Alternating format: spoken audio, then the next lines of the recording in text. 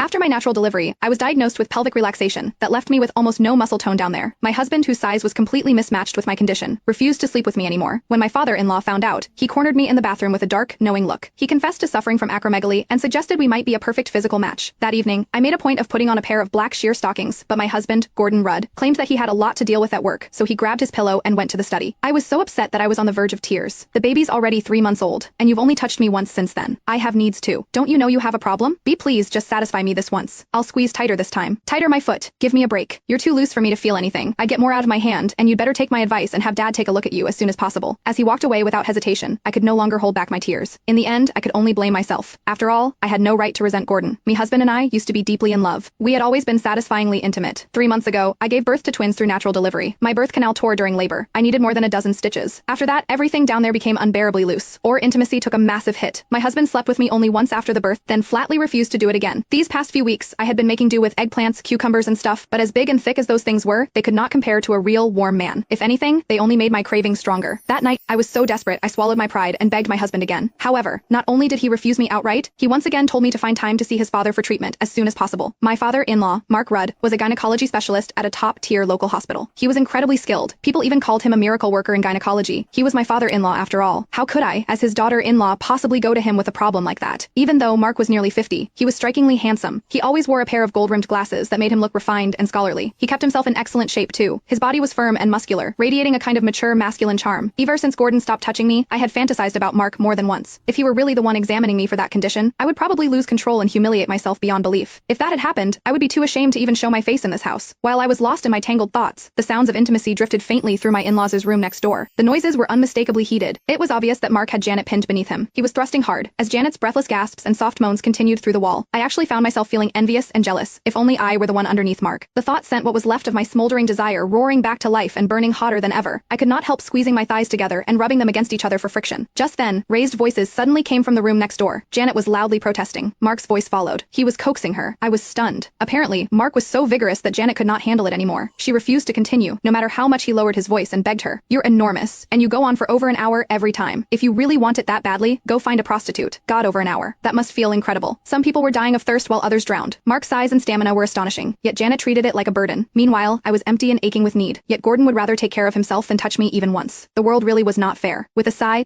I climbed out of bed and padded miserably to the guest bathroom in the living room. Standing in front of the mirror, I looked at myself. My skin was fair and smooth. I had a body with curves that turned heads. Anyone who saw me would call me a beauty. Yet, despite my perfect appearance, my husband paid no attention. I was left to rely on myself. I stood in front of the mirror, lifted one leg, and bit my lip. I started pleasuring myself. When Janet had suggested that Mark find a prostitute, I wished I could just rush in and tell him not to bother looking, and that he should just come to me.